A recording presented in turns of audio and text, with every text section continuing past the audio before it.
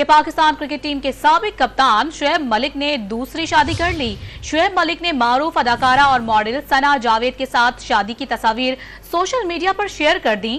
Dawn news کو ذرائع کے بتایا ہے کہ شعیب ملک اور بھارتی ٹینس اسٹار ثانیہ مرزا کے درمیان علیحدگی کی تصدیق کی گئی ہے۔ آپ کو اپڈیٹ کر رہے ہیں اس حوالے سے کہ پاکستان کرکٹ ٹیم کے سابق کپتان شعیب ملک نے دوسری شادی کر لی۔